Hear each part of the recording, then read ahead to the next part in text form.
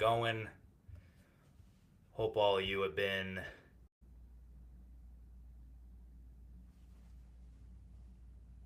doing the John Harbaugh watch. Okay, I am live, and yeah. So just as I was, so this is pretty funny actually. Little peek behind the curtain here. Just as I was going on Twitter to see, um, just as I was going on Twitter to see, if I was live or not, Ian O'Connor, who's done great work on the John Harbaugh situation, basically tweeted out that John Harbaugh is about to board a flight back to the Baltimore area, but it appears that the Giants are trying to prevent him from going on that flight, and it's kind of like a scene out of a movie that's occurring right now in New Jersey. So very interesting stuff there, and obviously we will get to. Obviously we will get to that as we go forward here. But yeah, so how's everyone doing? Hope everyone is having a good week. Got a lot to get to today. Going to start out with the Yankees here. Going to talk about the Cody Bellinger situation and kind of how things are kind of still at a standstill between the Yankees and Bellinger, and it'll be interesting to see kind of if they can get something done. We're also going to talk a little bit about the Giants, obviously, with their coaching search, the John Harbaugh watch that we are currently all engaging in. We're going to talk about the Jets a little bit with Dante Moore, who decided to go back to Oregon for his senior, I believe it's his senior season at Oregon, and forgo the NFL draft, and in the process forgo being a Jet in 2026. And we're also going to talk a little bit about the NFL playoffs because those are obviously heating up a little bit, and they've been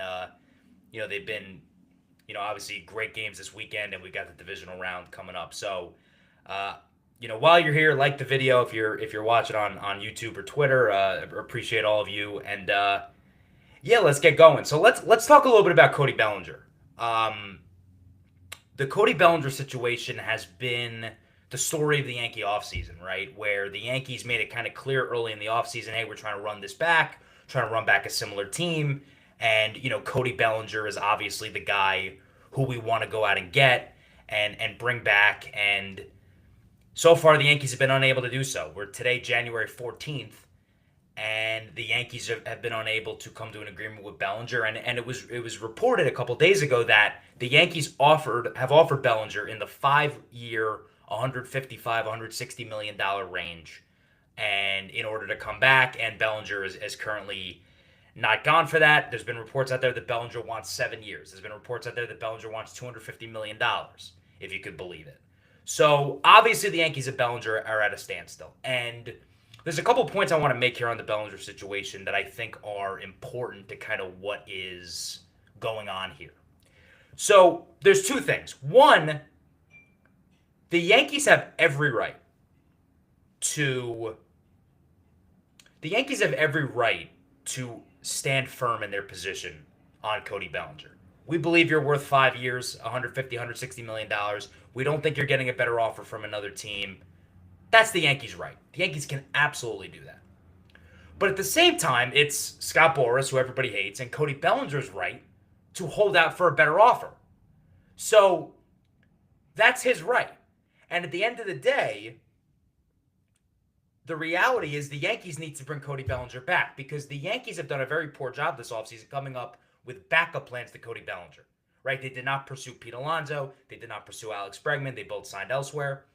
Bo Bichette seems to be, pretty soon signing with the Philadelphia Phillies. It's not done yet, but it seems like it's trending that way. Kyle Tucker, we've heard recently the Mets are in on him. The Dodgers are in on him. The Blue Jays are in on him. But the Yankees are not in that market either. So the Yankees have clearly put all their eggs in the Cody Bellinger basket. So I understand when fans look at it and say, well, Bellinger's being greedy. He wants too much money. Does he want too much money? And I think that's my second point here is Cody Bellinger's market value is very difficult to quantify, is what I would say. And I think the reason I would say that is when you look at similar players that got signed this offseason, Pete Alonso and Alex Bregman, when you look at their profiles, so just to kind of, be clear here, Alex Bregman signed a 5-year, $175 million deal. Now, that deal includes deferred money. So the present value of the deal is basically like 155. And Pete Alonso signed a 5-year, $155 million deal with the Baltimore Orioles. And when you compare Bellinger to Alonso and Bregman, they're a lot similar than you think, and I think it's hard to say that Bellinger is not a more complete player than particularly Alonso. So when you look at Bregman, Alonso, and Bellinger, right, their wars the last 3 seasons. Bregman, 4.9, 4.1, 3.5, total WAR 12.5. Then you go to Alonso, 3.3, 2.6, 3.4, total WAR over the last 3 years, 9.3. And then you go to Belly, 4.8, 2.2, and 5.1 for a total WAR of 12.1 over the last 3 years. So again, Bregman, Alonso, Bellinger, their WARs, respectively, 12.5 for Bregman, 9.3 for Pete, and 12.1 for Bellinger. So if you're Cody Bellinger, you're asking for, at a minimum, what Alex Bregman got, right? At a minimum. Now, Bregman, again, as I said, got 5,175, and there was deferred money in the deal. And you're going to ask for more than Pete Alonso. And I got into this on Twitter a couple days ago where I was saying, look, Bellinger's market value is above Alonso, right? Because, yes, Alonso is one of the best, he's one of the most prolific power hitters of his time. Absolutely. But he's a one-trick pony. He's a power hitter. Not a great defensive player. No versatility on the diamond, whereas Bellinger, elite versatility, elite speed, elite defender. So Bellinger's worth more than Alonso is on the open market. And again, I go back to this. If the New York Yankees plan this offseason was we want to run back a similar team, you cannot run back a similar team without Cody Bellinger as a part of it. So you can keep playing this game. You can keep sitting there and saying, oh, we're staying firm on our offer, 5 years, 160, that's what we're going to do. But at the end of the day, if another team comes in, we've seen it with Boras so far this offseason. He got the $155 million for Alonso. He got the $175 million, albeit with deferred money, for Bregman. What if another team comes along and gives Bellinger 6 years, $180 million? What if that happens? Where is the Yankees' pivot? To me, I don't see a pivot. What's the pivot? Bo Bichette, probably not going to happen. Kyle Tucker, not going to happen. What is the pivot? Austin Hayes, Nico Horner? And apparently Nico Horner is going to cost a lot of money, too, from the Cubs. So a lot of prospect capital to get him from the Cubs. So again, the Yankees have a right to say, look, we believe you're being crazy with your demands, and we're going to stand firm. That's fine. Totally fine. But at the same time, Bregman has a definite right to come out and say, look, I believe that I'm worth more than that. And I think when you look at what Alonso and Bregman got on the open market, I do think that Cody Bellinger, albeit not by much, is worth more than what he's being offered right now. And if another team comes in and gives him what he wants, Yankees are going to be totally left out in the cold. So that's my big picture thoughts on Bellinger. Again, I would think this is going to get done and the Yankees are going to bring back Bellinger because, again, they have no other option. They have no other option. They have basically put all their eggs. They have held up their entire offseason trying to bring Bellinger back. And again, if they're unable to, I just think it's a disaster. I just think it's a disaster. So I have to assume this is going to get done. But again, it doesn't make me feel great that it's still not done and we're here, in the middle of January. The Yankees have also been in the news recently, pivoting a little bit. Ryan Weathers. So they went out and traded for Ryan Weathers from the Miami Marlins. He's a left-handed pitcher. He could be a starter. He could be a reliever. They traded 4 prospects from the minor leagues. Dylan Lewis was the biggest prospect they gave up. So nobody huge, obviously. Weathers is interesting. The stats don't jump off the page. I think he's got a career like 4.93 ERA, something like that. Fastball velocity, he's almost in the 90th percentile in fastball velocity. So there's something to work. There's something to work with there. He's had a lot of injuries as well, which is something that you're going to have to note when you're talking about Weathers. But I think the bigger thing I want to discuss here with the Ryan Weathers move is this clearly, I think, opens the door for the Yankees to make a trade. I read this earlier today, and I think it's really interesting. The Yankees on their MLB roster have 10 pitchers with MLB experience. Now, some of them will not be ready to start the season, but 10 pitchers. Garrett Cole, let's see if I can name them. Garrett Cole, Max Fried, Carlos Rodon, Clark Schmidt, Luis Heel, Will Warren, Ryan Yarborough, Ryan Weathers. That's 8. I'm missing 2. Did I say Max Fried? I don't know. I'm forgetting. Getting old. But the bottom line is the Yankees have 10 pitchers on their MLB roster that have MLB experience. And I think what this clearly shows me is the Yankees have a surplus of pitching. And to add on top of that, they have, Elmer Rodriguez Cruz, Carlos LaGrange, guys in the system, Ben Hess, guys in the system that are, pretty talented arms as well that are coming up. So the Yankees have an excess of pitchers. And I think the question now is, can they make a trade from that excess in order to get an upgrade? There's rumors that are still coming out from Milwaukee that Freddie Peralta is still on the table. That is a move I absolutely would make. I talked about it last week.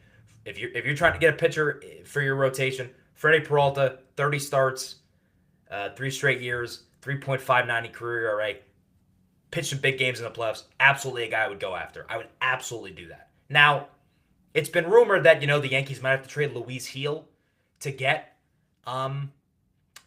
Freddie Peralta. I personally would be okay with it, but it's a risky move, right? Because it's a risky move because you're trading a young, talented arm in Luis Heel. He won Rookie of the Year in 2024. You're trading a young and talented arm for 1 year of Freddie Peralta. You don't know if you're going to be able to re-sign him in free agency. So the price is going to be high, but at the end of the day, the Yankees are in a position now with 10 players on their MLB roster that have MLB starting experience. 10 guys. They're in a clear position, I think, to make a trade from this. And I think that's what we need to see now. Cashman has to get to work and say, okay, I've compiled all these pitchers. I've got depth. We've got some injuries, so we do need depth. What do we trade and how do we trade in order to make an upgrade? I think that is going to be kind of the story of the rest of the Yankees offseason. Can they bring back Bellinger and can they make a move to trade from their pitching depth to get an upgrade?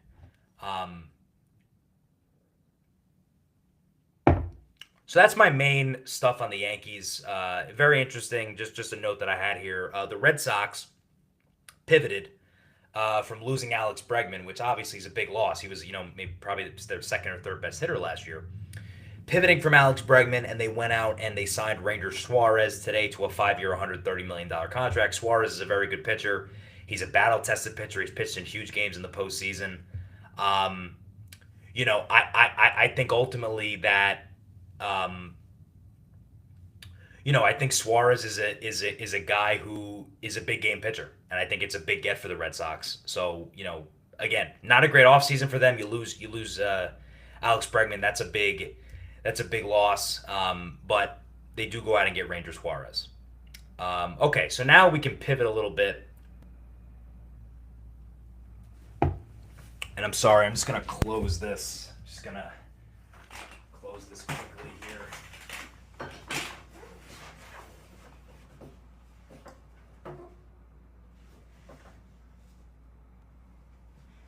Okay. Sorry about that. Apologies, folks. So now we're back. Okay, so so the Giants coaching search. Let's get into that. The Giants today, and again, I don't have an update. I'm not gonna kind of look at my phone here. I don't have an update as to the exact the exact situation that's going on right now. What we know with John Harbaugh is the Giants met with Harbaugh basically all day today. Stevie Tisch sent out the private jet to Baltimore, picked up Harbaugh, brought Harbaugh back to East Rutherford.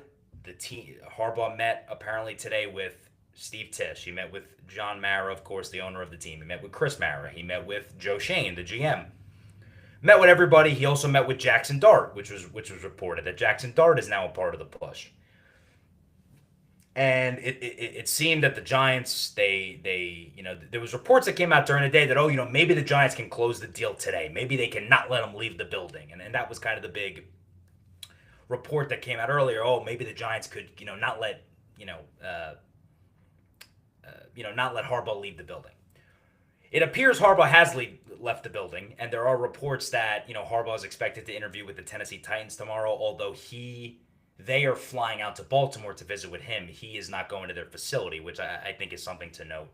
And then potentially he could interview with the Atlanta Falcons before making a deal, before coming to a decision by the end of the weekend as to where he's going to coach. Here's the question. Should Giant fans be worried that John Harbaugh potentially left the building today and didn't sign a deal? I think there's two ways to look at it. I think the first thing is John Harbaugh's been in one spot for 18 years. I think it's very hard for someone who has been in one location for 18 years to get to, on his first formal interview, just basically accept the job on the spot. I think that's difficult for someone to do. And I think it's difficult for someone like John Harbaugh to do that, just kind of, reading the tea leaves about his personality. I don't think that John Harbaugh is taking this decision lightly. I don't think John Harbaugh is rushing to make a decision. And I think because of that, it's not surprising that John Harbaugh would say, you know what, I'm going to take these other interviews and we're going to go through with the process. The part of it that is concerning to me is, what does John Harbaugh think of the Giants building? We understand he has great respect, which he should, for the history of the Giants, right? The 4 Super Bowls, the 8 championships, Eli Manning, Tom Coughlin, Bill Parcells, Lawrence Taylor, the list goes on, right? And we understand he respects the history, but the question is, does he believe in the way the building is currently ran? And the way the building is currently ran is Joe Schoen is the GM. Now, Joe Schoen has 1 year left on his contract. John Harbaugh could easily come into the Giants and basically say, hey, I'll work with Joe for 6 months. I'll work with him for a year. And then Joe Schoen could be out the door and there could be a new GM. But I'm not sure if John Harbaugh necessarily wants to go to a location where he has to, because everyone's saying, you got to give John Harbaugh final say. He needs final say on personnel decisions, right? All those things. But the reality is John Harbaugh in Baltimore for 18 years, sure, he had a say in personnel, but he worked with a GM, right? He worked with DaCosta and Ortiz and whoever was in Baltimore at the time. So John Harbaugh, I don't think, wants to be a GM. And I think the second point is, I don't know if the Giants should want John Harbaugh to be a GM. I'm not saying keep Joe Schoen. I would have fired Joe Schoen for sure at the end of this season, if not last season. But does John Harbaugh himself basically want to run the personnel of the organization? I don't know the answer to that. And I don't know how he feels about working with a GM who is on the hot seat. Clearly, I mean, if John Harbaugh was wiped from this earth, if John Harbaugh was taken out of the picture, it would be very clear that Joe Schoen's on the hot seat. Does John Harbaugh want to work with that? I think that is something to consider. The other thing that I think is something I was thinking about, and I think it's important to note, it has been reported in multiple locations that John Harbaugh has an affinity for the Green Bay Packers job. I believe the former president of the Packers is his agent, something like that. The connection's to the agent, not Harbaugh. But the reality is, one, it's the Green Bay Packers. Right? The Green Bay Packers are the most probably historic franchise in the NFL. And two, it's a roster that's ready to win. Right? Jordan Love's a good quarterback. Micah Parsons on defense. Really good young receivers. I mean, it's a roster that can win. So, and as we have found out, Matt LaFleur in Green Bay is still in negotiations with the Packers on a contract extension. And there are rumors that, hey, maybe this won't work out. And if that doesn't work out, to me, John Harbaugh would be ready for that job. So is he stalling? Another thought I had is he stalling and waiting to see what happens with Matt LaFleur in Green Bay? Is that possible? Because to me, I look at the teams in the running here. I mean, it would be pretty embarrassing to lose out on John Harbaugh to the Atlanta Falcons or the Tennessee Titans. Let's just be real about it, right? The Tennessee Titans, yes, they have Cam Ward. Yes, they have GM Mike Borzoni, who seems like he knows what he's doing, although he's like a second-year GM from Kansas City. But, I mean, the Tennessee Titans have basically a non-existent history. And like John Harbaugh is going to go coach the Tennessee Titans. It would almost make more sense to take a year off. And then you look at the Atlanta Falcons. I understand they have a good roster. I think Dan Orlovsky today was saying, "Oh, it's the best opening." Um, sure, they have a good roster. They have good talent. They have Bijan. They have Drake London. They have players, right? But they don't have a first round pick because they traded it to the LA Rams. And they don't have a quarterback, right? So Michael Penix, the guy's a walking injury and he has a torn ACL, and they don't even know who's going to be the starter for the first half of the season next year. Is John Harbaugh, a 63-year-old head coach, really going to coach the Atlanta Falcons? I guess it's possible. I'm not in John Harbaugh's head. But I'm just talking out loud here. It feels like if he doesn't coach the Giants, it almost would make more sense to take a year off. Because next year you could come back and all of a sudden, who knows, maybe the Buffalo job is open. Maybe the Eagles job is open, right? Maybe if Green Bay only keeps LaFleur for another year, maybe the Packers job is open, right? So you have all these options that could come available. It almost feels like he'd be rushing to take the Atlanta Falcons or the Tennessee Titans job. But again, that's just me. And that might be blue-collar glasses, and that's fine. And I totally understand the Giants have a ton of issues in their building. It just doesn't really make sense to me, though, that he would coach one of those teams. Me personally. It almost would make... I understand he's 63, and he wants to keep going, but it almost would make more sense to just take a year off and then take a better opportunity next year. That's my opinion on it. Yeah, so I mean that's really the Giants thing. I think the other thing to note here that I wanted to mention is John Harbaugh. The Giants have made it very clear that John Harbaugh is their number one candidate. But have they taken the right approach in this process? Because they've made it very, very well known. John's our guy, John's our guy, John's our guy. And the question to me is, does it start to reek of desperation a little bit, right? Because you put on this full court press. You've got Coughlin speaking to him. You got Eli speaking to him. Brian frickin' Daboll just got fired, 8 weeks ago by the team, is talking to the coach about Jackson Dart. Jackson Dart speaks to him. They roll out the red carpet. They bring out the private jet. And he still hasn't signed with you. And I think the issue becomes, what happens if other teams start picking head coaches? And let's say Kevin Stefanski comes off the board, right? Then if that's your backup plan and you're got all your eggs in the Harbaugh basket, you could miss out. That is the dilemma that faces the Giants, and that is something that they need to figure out. And they've made it very known that John Harbaugh is their guy. They're all in. We will see if it pays off. We will see if it pays off. Want to get into the Jets a little bit because I actually think this is really interesting. And so Dante Moore makes a decision to go back to school, foregoing, I think, basically being a lock to be the number 2 overall pick. I mean, I understand that Dante Moore played a bad game the other night against Indiana. Dante Moore was going to be the number 2 pick. The Jets were going to take him number 2 overall, and he was going to be billed as the Jets franchise quarterback. And instead, he makes, to me, a stunning decision. Like, I think this is pretty unprecedented. Like, a guy who was almost guaranteed to be a top 2 pick goes back to school. I think that's almost an unprecedented situation. And Jet fans are upset, rightfully so. They thought Dante Moore was going to be their guy. They kind of tanked, as we've discussed on this show, they tanked incredibly well the last 4 weeks of the season in order to try to get a quarterback, I think. And it didn't work out. But I'm here to tell you that Dante Moore going back to college is actually good news for the Jets. And I think it's good news for a couple of reasons. First of all, the Jets, in my opinion, do not have the right coach. Aaron Glenn, I think, has proven that he is not providing any kind of advantage to the Jets. The Jets do not have a good defense. He comes from a defensive background, and the Jets don't have a good defense.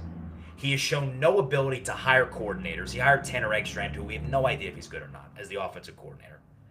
There's nothing that he does that provides the Jets an advantage. I think he should personally be fired. I thought he should have been one and done. I mentioned it on last week's show. I thought he should have been a one and done head coach. If you bring in Dante Moore in the 2026 draft, as it was expected him to come out, he doesn't come out. But if he did come out and you brought in Dante Moore, even if you won 2 games next year, there was going to be a push to give Aaron Glenn a 3rd season. How could you evaluate Dante Moore? He's a raw rookie. The team stinks. All these things, right? And I think Aaron Glenn probably would have gotten a third year. And I don't think that would have been a good thing because I think that Aaron Glenn and a young quarterback is not going to work out, particularly with the offensive coordinator they have in place. I don't think it would have worked out, especially with Dante Moore, who clearly needs coaching. And we'll get into Dante Moore in a minute, more about Dante Moore in a minute. But now you fast forward to the 2027 class. And in my opinion, the Jets should not take a quarterback this year. Maybe you take a developmental guy in the third or fourth round. They should not, under any circumstances, take Ty Simpson, Trinidad Chambliss. I wouldn't do it. I would not do it. Particularly Ty Simpson. I think he's just completely raw, and I wouldn't do it. Chambliss I like a little bit better. Still wouldn't do it. Next year's draft class is going to be potentially historic for quarterbacks. You have Arch Manning, who is one of the better college prospects in recent memory coming out. Dante Moore now is in the 2027 draft. Julian Sayin out of Ohio State will be draft eligible. Lenora Sellers out of South Carolina gets another year under his belt. Next year's class, I think, is going to be elite. I do. I think it's going to be one of the better QB classes we've seen in recent years. And to me, that's the class to need a QB. And that's the class to take a QB. So the 2026 season can kind of just be a wash for the Jets, which is a shame and sucks. But the reality is, after next year, if you could fire Aaron Glenn and pair a young offensive-minded head coach with a young rookie quarterback, you get everybody on the same timeline. You can go ahead and start to build it, I think, because you have a lot of picks. You draft the best player available in this class who's not a quarterback. You start to build the roster up, and then you drop in that quarterback in 2027 with the first-year head coach. And I think the Jets could actually be onto something. And my worry was going to be they were going to saddle Dante Moore with Aaron Glenn, and then it wasn't going to work out, and you would have had to fire a coach, and then in year 2 you would have been bringing another coach, and that can work. We've seen it work with the Bears and Caleb Williams, Drake May in New England. The Giants are trying to do it with Jackson Dart for a second-year quarterback. But to me, you'd rather just have a coach a quarterback for his entire, at least most of his career. That's the dream, right? That's what happened to Lamar Jackson. That's what happened to Josh Allen. That's what happened to Mahomes. That's the dream. And I think the Jets are going to have an opportunity to do that next year, assuming they move on from Aaron Glenn and everything. But to me, this move is not the end of the world for the Jets. And the second reason it's not the end of the world is look at the best quarterbacks in the NFL. And there's a rule out there. I think it's called like the 30-star rule. Might be the 25-star rule. I don't know exactly the name of it. I think it's the 30-star rule, though. And the 30-star rule basically says, look, NFL quarterbacks who succeed normally have 30 starts in college. Somewhere around 30 starts in college. Dante Moore just completed his 20th collegiate start. And that was including 2 playoff games. So through the end of the regular season, Dante Moore had started 18 games in college. That's it. And it's just not enough starts. He's not ready to play in the NFL. He's not. And especially if he went to the Jets with Aaron Glenn and Tanner Eggstrand in that group, it just wouldn't have worked. It just would not have worked. He's way too raw. It wouldn't have worked. And the reason it's important to start a lot of games in college is here are the starts of, in my opinion, the 4 best quarterbacks in the NFL. Josh Allen, Joe Burrow, Patrick Mahomes, and Lamar Jackson. These are their college start numbers. Joe Burrow started 40 games between LSU and Ohio State.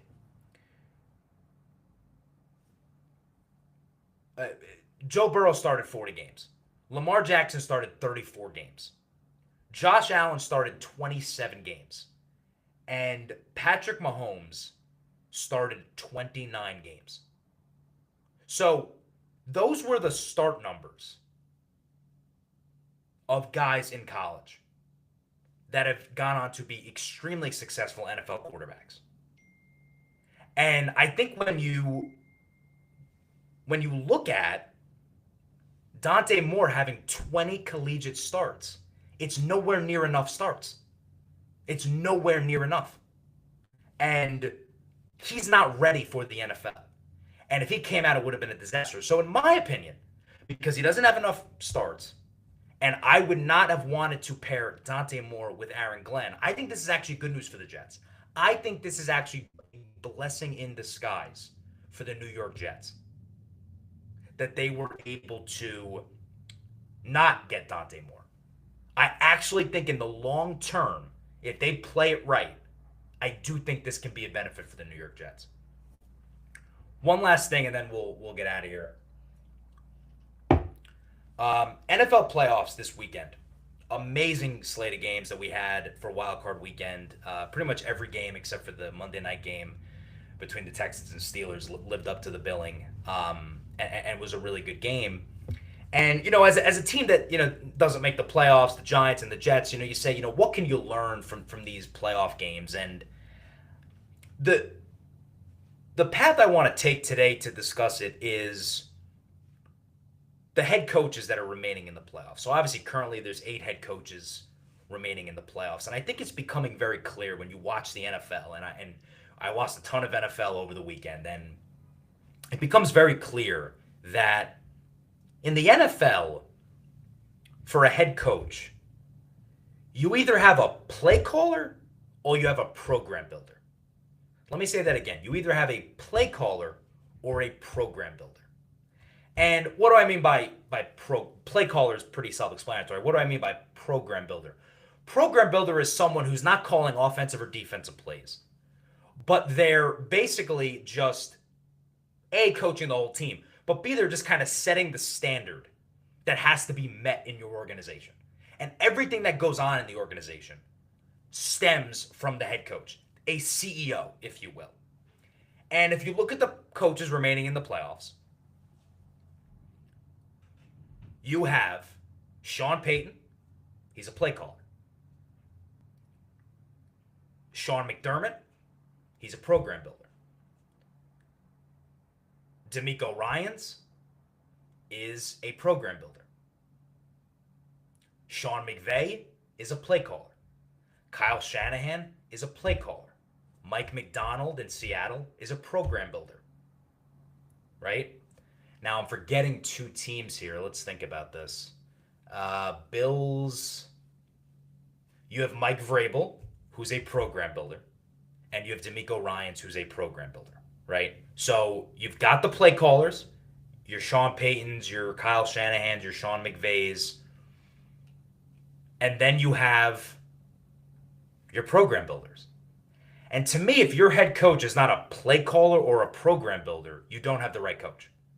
And the reason I discuss this is a lot of the Giants and Jets coaches in recent years have fallen into that category of neither, right? So you look at Brian Daboll. Brian Daboll did not call offensive plays except for 1 season out of 4 seasons with the Giants. He didn't call plays. And he obviously wasn't a program builder. He ran a pretty, lax operation. Abdul Carter sleeping in meetings, the whole 9 yards. He was neither, right? And then you look at Aaron Glenn. Aaron Glenn, I think, is neither, right? Because I don't think Aaron Glenn's building a program. I don't think you saw tangible evidence of improvement during the season. You actually saw the Jets getting worse. And he's not an offensive play caller. So when you're trying to pick a head coach, and obviously the Giants want John Harbaugh, but they might have to pivot off of John Harbaugh, who knows. When the Giants make their hire, the question you have to ask yourself is he a play caller or a program builder? Because if he's neither of those 2 things, it has no chance of working out. Because as you see in the NFL, those 2 archetypes are what wins in the NFL. And if you have a guy who's just kind of floating aimlessly and we don't know what he is, that guy's not going to succeed. And we've seen it time and time again with the Giants and the Jets. So I think that's the show for today. A little bit shorter than usual, but again, not too much going on. Obviously, next week we'll probably know who the Giants coach is, and we'll do a deep dive into whoever that may be. John Harbaugh, Kevin Stefanski, who knows. We will see who the Giants come up with as the next head coach. And obviously, if there's any Yankee news to react to, we will get to that as well. In the meantime, follow me on social media, Chris_NYY28. Hope everyone has a good rest of their week. And yeah, I'll see you guys. See you guys soon.